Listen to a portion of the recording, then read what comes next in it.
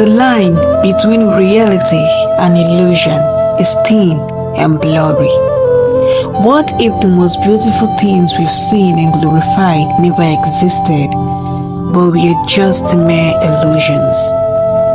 Dive into this enchanting tale of pride, arrogance, lust, life, and death. Who will save our princess? Hello story lovers, welcome to Nana's Fairy Tales, where we share amazing and interesting stories. Don't forget to subscribe to our channel and turn on the notification bell to get notified when we upload another enchanting tale.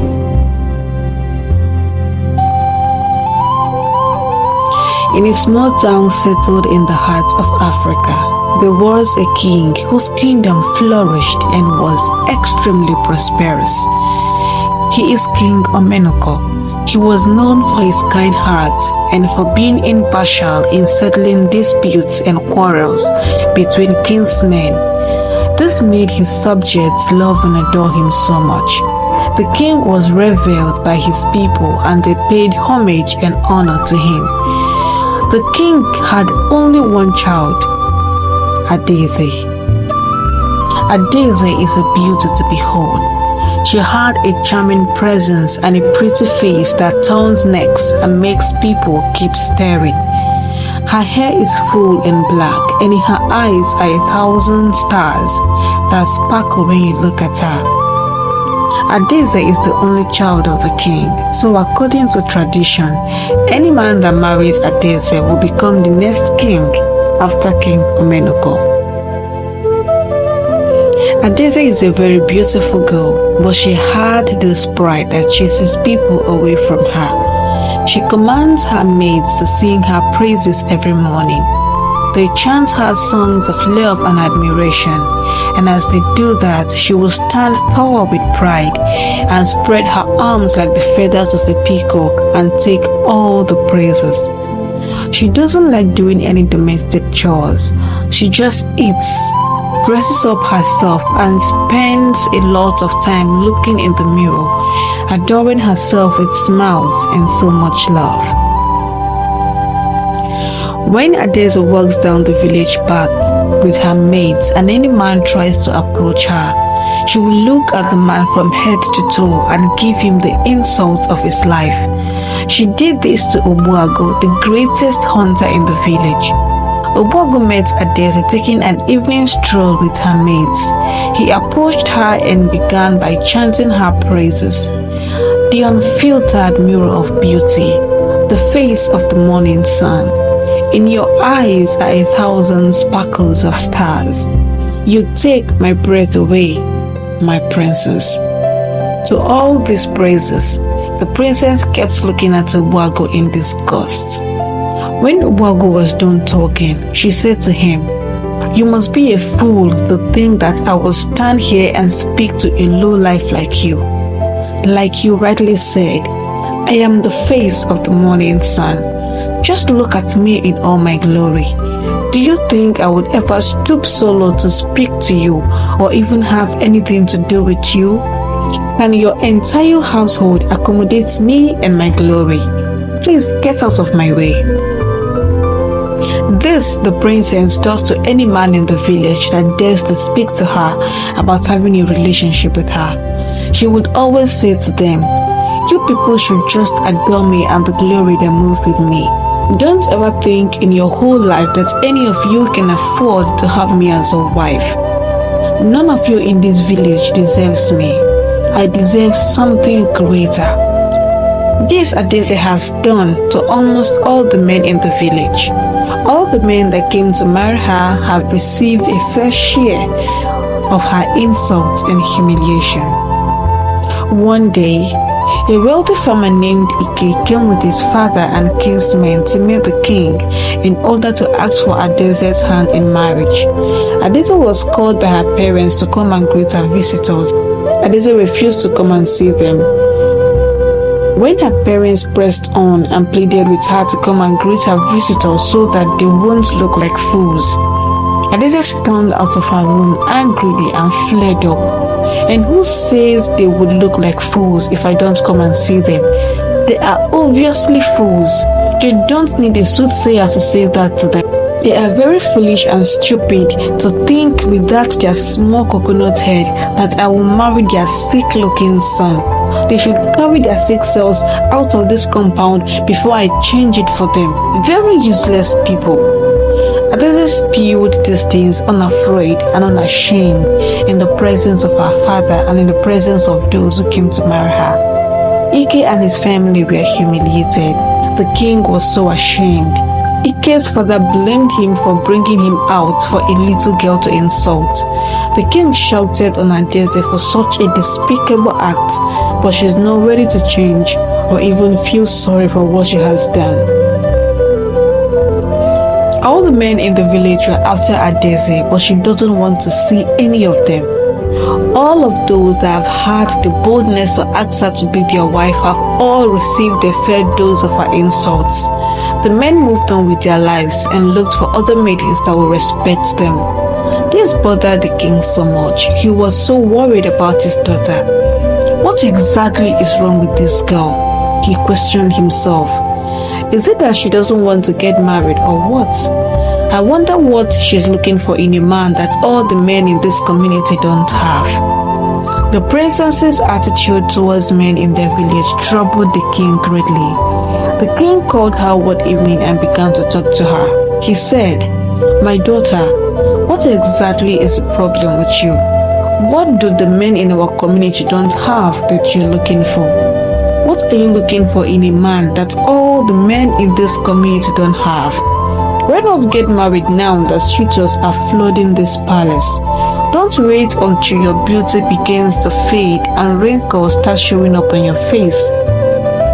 Adeze was patiently listening to her father.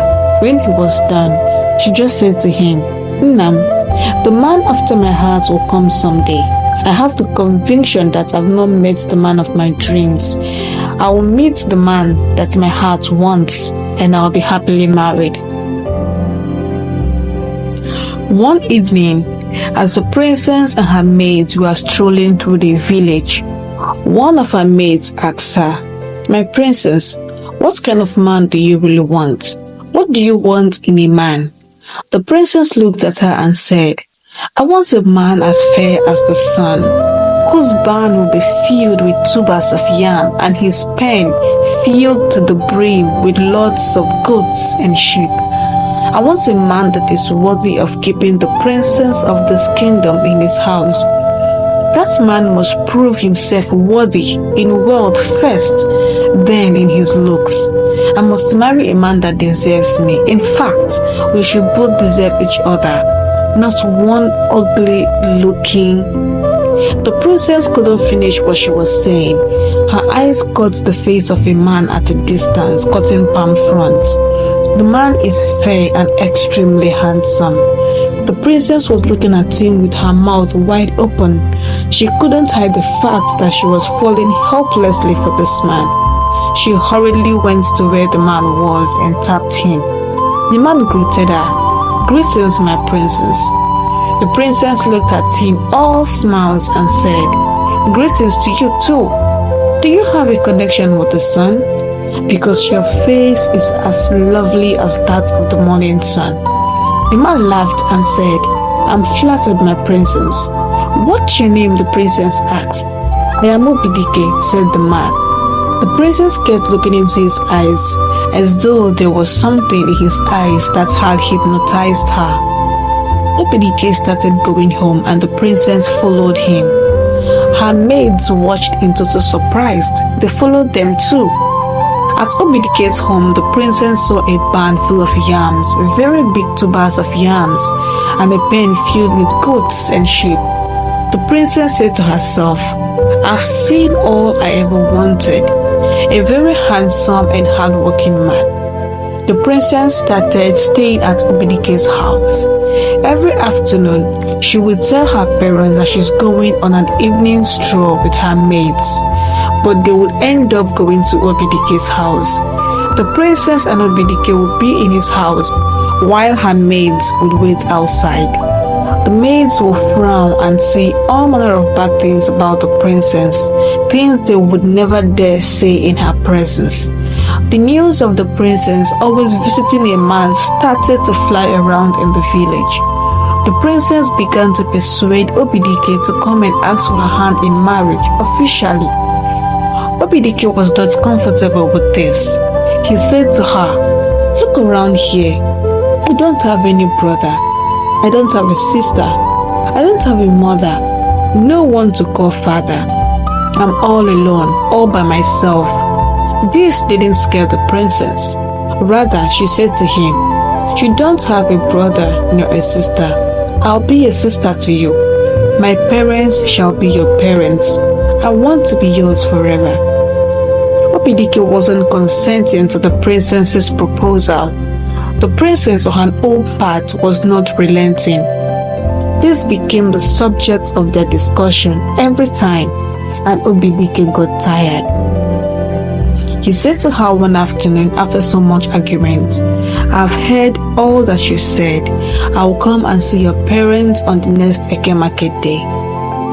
This made the princess so happy. She went home and broke the news to her parents. She told them that someone is coming to ask for her hand in marriage. Her own heartbeat, her own hand desire. Her parents were amazed. The princess that doesn't want any man is now happy that a man is coming for her. The king and his wife made preparations, and on the third day, Obidike came with his people. The king was so happy to see them. They were received warmly and the process began. They took the bride price list, paid part of it, and the traditional wedding was fixed. They were to complete all the payments on the day of the traditional marriage and take their bride home. On the appointed day, Obidike started coming with his people. The whole villagers were staring in amazement. Obidike was indeed a charming and handsome young man. All the young women in the village wished he was coming for them, while all the young men, especially those who were rejected by the princess, looked at him with so much hate and scorn. As Obidike and his family were almost at the palace, Onyema, the village drunk, saw them and started screaming. The way he was looking at them, some of them had skeleton heads, some, their legs weren't touching the ground, while some were entirely skeleton from head to toe. Only Onyema could see this. Onyema ran away, screaming. He later ran back to the palace. By then, every penny has been paid by Obidike and his people, and the party was getting hot. Onyema ran to the palace, stood at the center of the battleground, and began to scream, "The people that came to marry our princess are ghosts." The king ordered his guards to take Onyema out and give him the beating of his life. No one believed him because he is always under the influence of alcohol. The party was over and Obidike and his people took their bride and started their journey back home. All this while, no one in the palace remembered to ask where Obidike and his family were from. On their way to the princess's new home, the journey was long and endless. They walked and walked and walked deep down into the heart of a thick forest. Yet, they were not seeing any house or any home in view. All of a sudden, all the people that accompanied Obidike, who acted as his family, began to disappear one after the other. When the princess looked back, she wouldn't see some people again. When she asked Obidike where those people had gone, he would say they had finished their assignments, they had gone back to their home.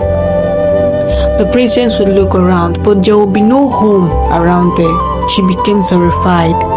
At that point, she knew something was fishy and odd.